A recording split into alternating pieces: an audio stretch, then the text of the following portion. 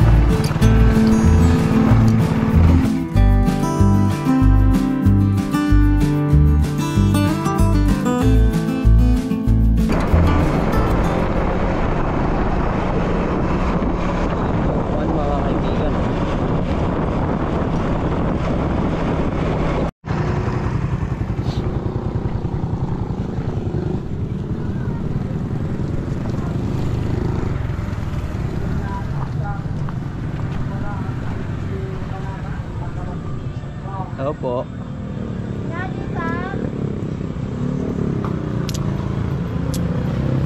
Ate, din na ba yo?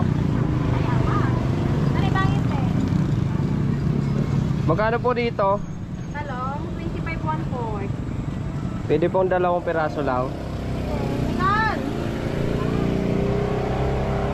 Tapos po so, dapat na.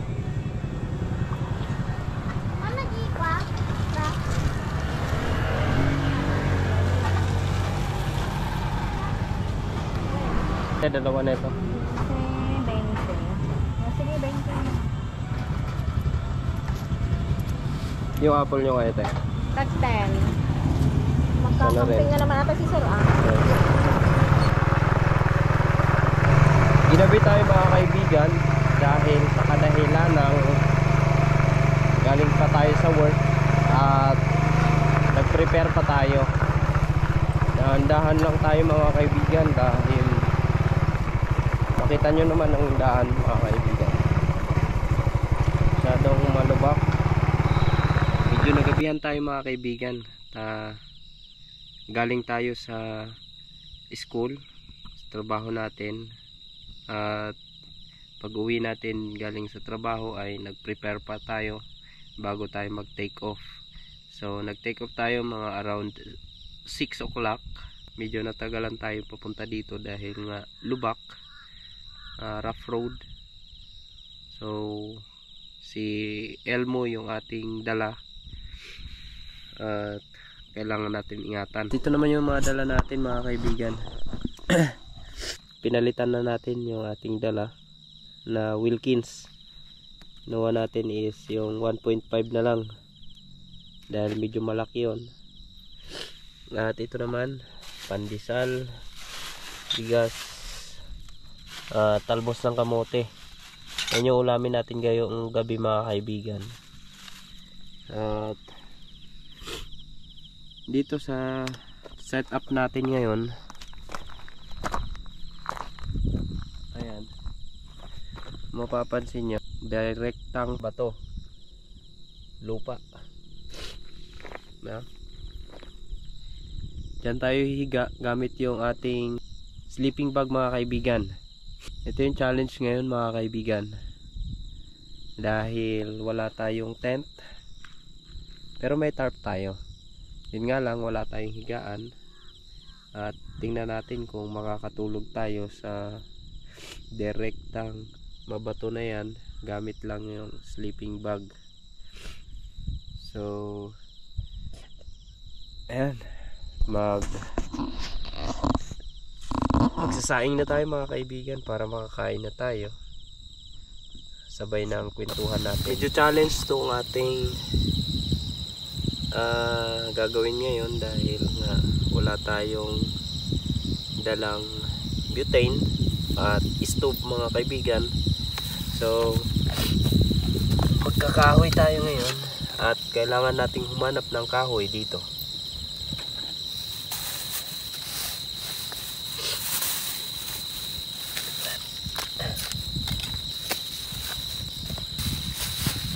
Kuhamuntan tayo ng ating panggatong mga kaibigan. Sa pa mga kaibigan, challenge din sa part na ito ay wala tayong dalang itak. Ay nakuha tayong isang sanga mga kaibigan. Feeling ko sige, malakas umapo ito. At kukulangin pa ito mga kaibigan para sa ating lulutuin. Kailangan pa natin ng mas marami pa. Nakita tayo dito mga kaibigan. Maganda to.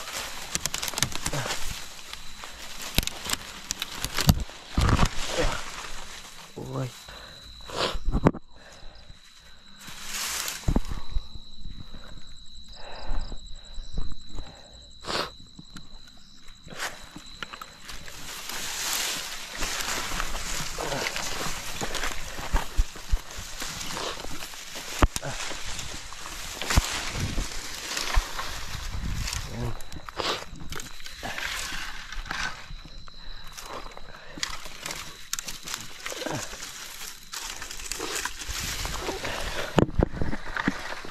Ayun, kaya na maluto yung ating lutuin na ito mga kaibigan.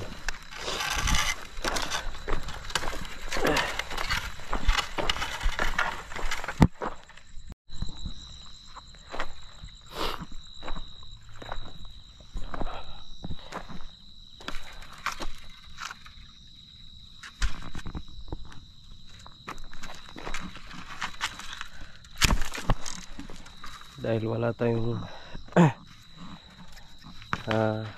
itak, ito ang ating gagawin. Wala tayong itak wala tayong pangputol. Kaya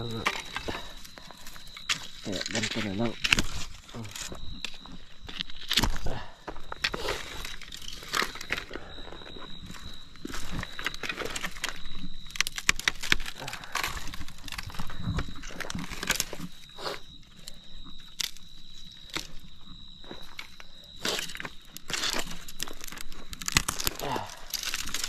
Kagandahan sa ating mga kaibigan, kayang gawa ng paraan ng mga bagay-bagay, dahil nga tayo ay galing sa sitwasyon na kung saan mga ganitong bagay napagdaanan na natin mga kaibigan. Yan, diba? Sabi nga sa kasabihan, there are many ways to kill the dog.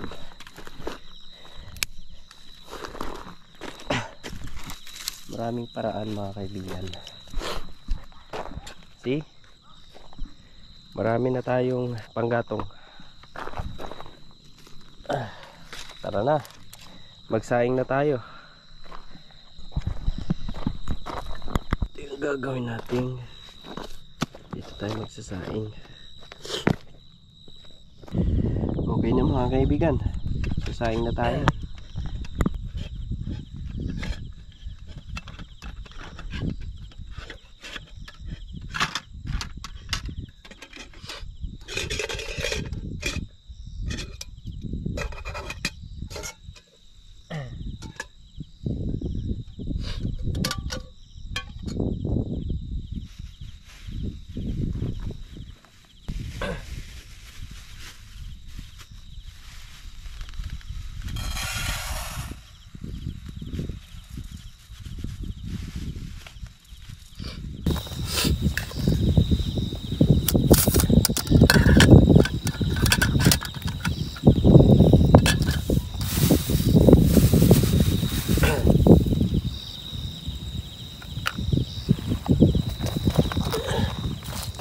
Medyo malakas yung hangin mga kaibigan.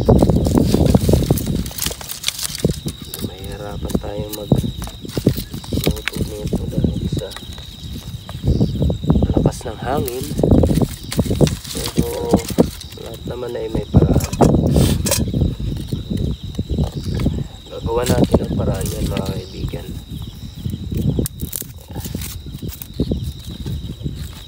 Yan yung sitwasyon natin ngayon mga kaibigan.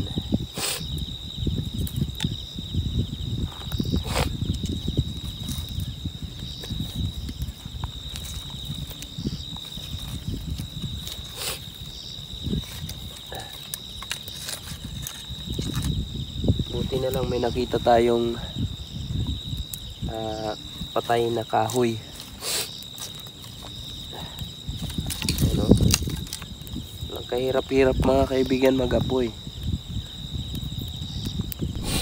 Buti na lang mga kaibigan, meron tayong nakitang kahoy na patay. So, ayan, nakapag-apoy na tayo.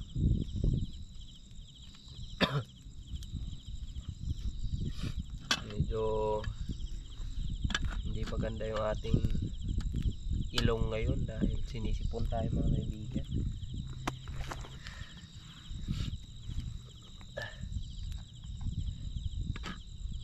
So, bagay na ito mga kaibigan. Limited ang ating tubig. So, hindi na natin hugasan yung bigas. Diretso salang na natin to mga kaibigan.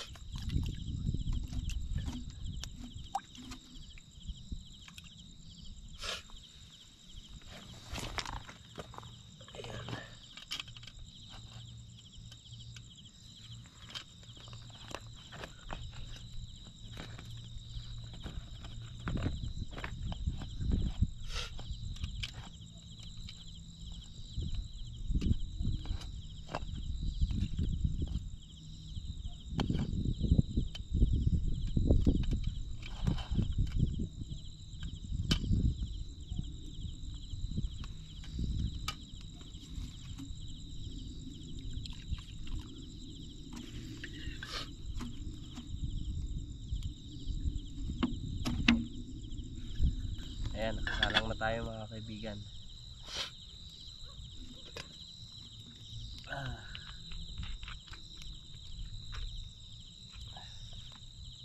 May iba tayo mga kaibigan.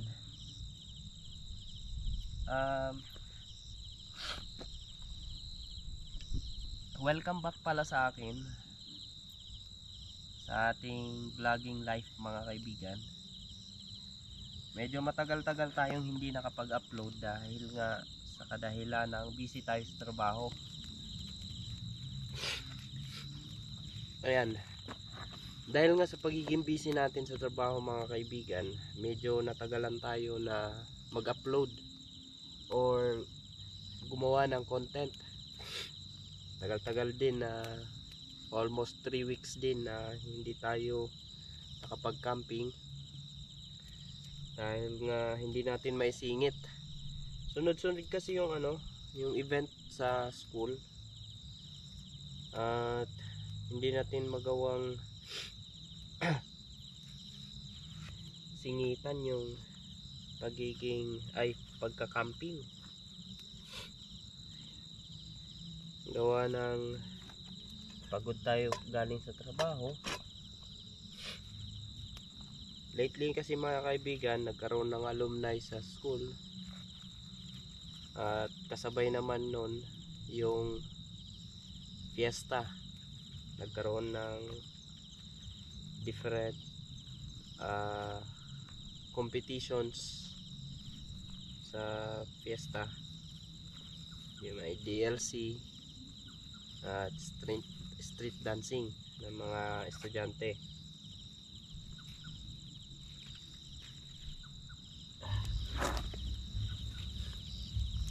Hindi natin nasingitan.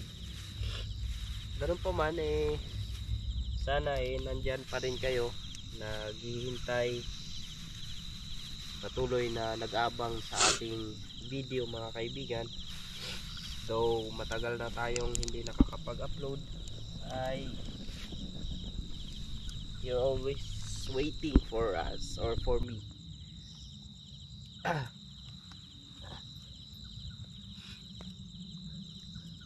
Mausok ang usok mga kaibigan. Mukulo na mga kaibigan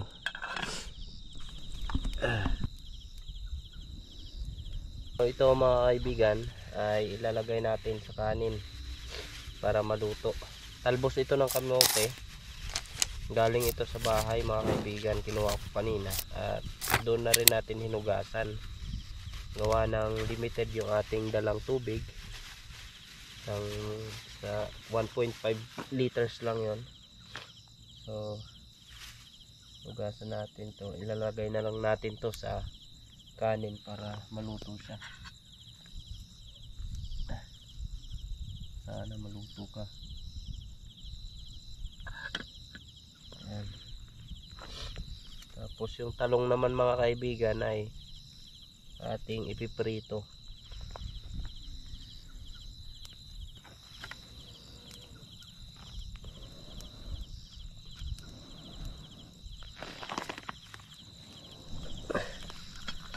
Ayan, ayun, naluto mga kaibigan yung ating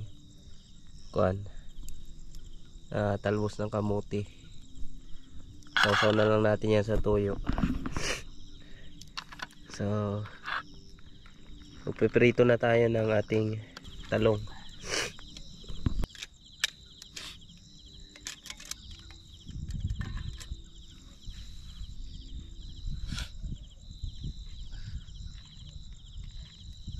Limited yung tubig natin.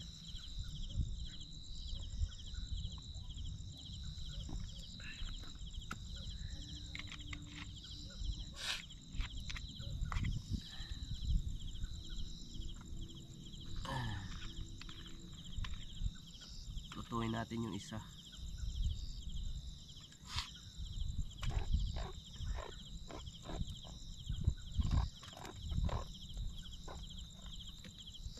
Nakakatuwa lang mga kaibigan dahil medyo nasasanay na tayong mag solo motocamping. Ito yung ulam natin.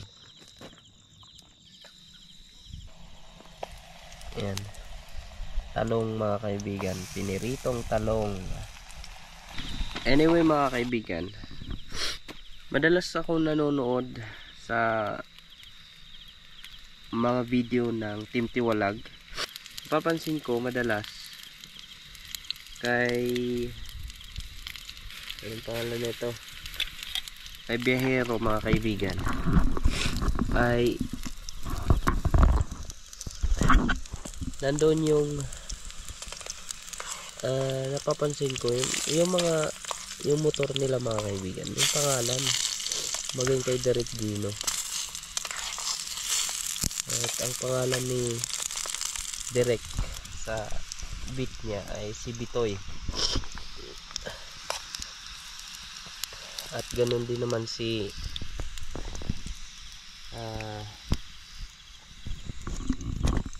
pangalan nun, Biyahero.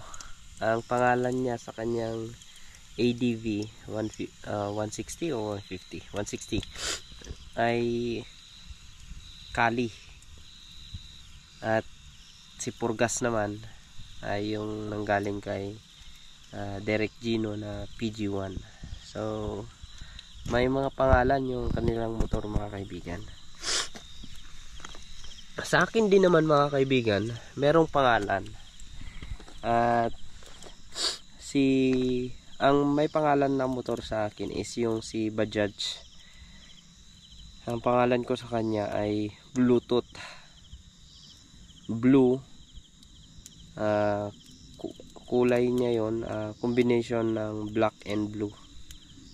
So blue, tapos yung kung mapapansin nyo kasi yung Bajaj, meron siyang hugis na B or Bluetooth, yung logo ng Bluetooth, yun yung B niya doon sa Bajaj niya. So ang naging pangalan ko sa kanya is Bluetooth. Ngayon mga kaibigan,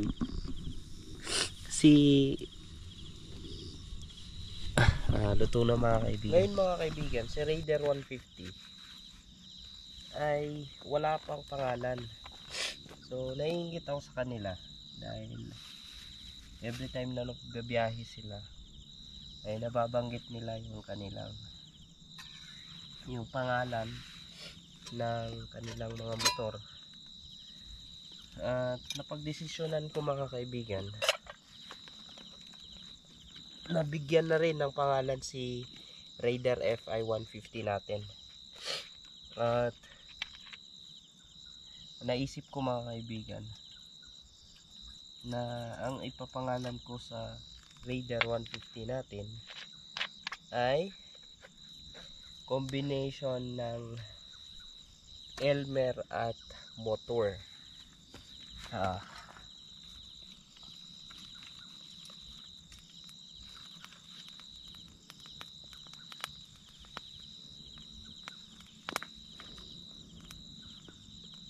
Ang hirap papuyin.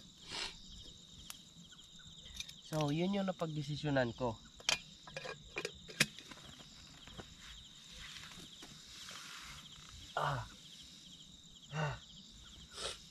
Combination ng Elms motor. So ang naging pangalan ng ating Raider 150 mga kaibigan ay Elmo, di ba? Astig, Elmer, and motor. So simula ngayon mga kaibigan, ang pangalan na ng ating Raider 150 ay si Elmo. Ayan. Luto na yung ulam natin kaibigan. Mausok.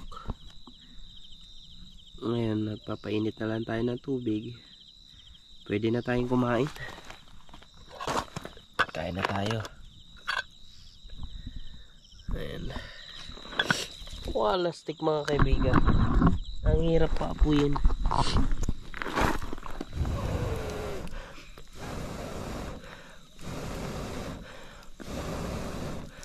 Yan. Apoy ka rin naman pala eh. Pahirapan mo pa ako eh. Ayan mga kaibigan. Sausawan natin soy na may kalamansi at talong na pinirito, talbos ng kamote, then mamaya magtitimpla tayo ng Milo. Ayan yung mga dala natin oh. Ayan. So kain na tayo mga kaibigan. May dalang pala tayong sili. Lagyan natin ng sili mga kaibigan. Ayan.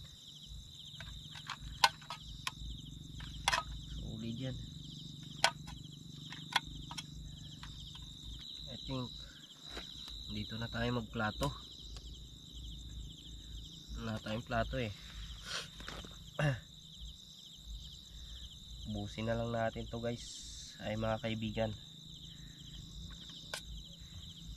Kagandahan ngayon mga kaibigan ay alam mo yung hindi na tulad ng dati yung nasa agno tayo na kung saan nalulungkot tayo. Kung minsan talaga kailangan mong sanayin yung sarili mo na i-engage yung sarili mo sa ganitong sitwasyon na mag-isa ka lang, dahil hindi sa lahat ng pagkakataon kasama mo yung tiwalag. Anyway, pray muna tayo bago tayo kumain. Lord, thank you sa pagkain, patawad sa pagkasala, pagpalain niyo po ito magamit sa ating physical na pangangatawan. Tuloy niyo po akong ingatan sa oras na ito, Panginoon. Nandito po ako sa bundok kung saan nagkakamping, Panginoon. Thank you po sa lahat. Layo niyo po ako sa kapamakan. Ito po sa panalangin sa pangalan ni Jesus. Amen. Kailangan mong harapin yung mga ganitong sitwasyon na kung saan, or kailangan mong sanayin mga kaibigan yung sarili mo sa ganitong sitwasyon na kung saan mag-isa ka lang na kain mga kaibigan. Isang bagay na napansin ko sa pagkakamping ko ay nung mga nakaraan, yung first ever moto camping ko na mag-isa, which is Agno, Pangasinan, medyo nahirapan tayong kumain nun. Hindi naman nahirapan, as in walang ganang kumain dahil nasanay kasi ako ng time na yun na kasama ang team Tiwalag na kumain. At yun nga, medyo wala tayo sa mood nun dahil hindi naman talaga may pagkakaila na mas masarap kumain talaga pag marami kang kasama. Yun nga lang, hindi mo pwedeng hindi sa lahat ng pagkakataon kasama mo ang Team Tiwalag kasi alam mo yun, kasi may different ano naman kami, alam mo yun, pagiging busy. So ngayon nga pagkatapos nung dinadyawan namin ni Direk at ibang kasama, doon na medyo tik-tik na yung mga schedule namin. Ako pagkatapos nun wala na akong upload kasi sunod-sunod yung event sa school. Hindi ako makasingit kasi pag galing sa school pagod. Hanggang gabi kasi kaming nagbabantay ng DLC.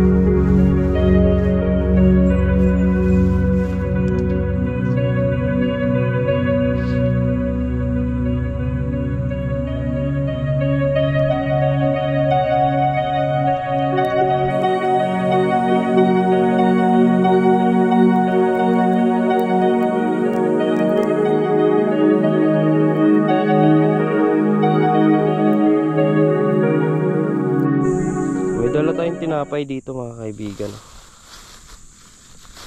Pandesal to galing sa bahay. So ito na lang yung almusal natin. Milo at pandesal. Nakapag-desisyon ako mga kaibigan na hindi na lang magsaing. Doon na lang tayo sa bahay kakain ng pang-umagahan. Dahil wala na tayong tubig at syempre kailangan nating hugasan yung mga kaldero at takawali natin.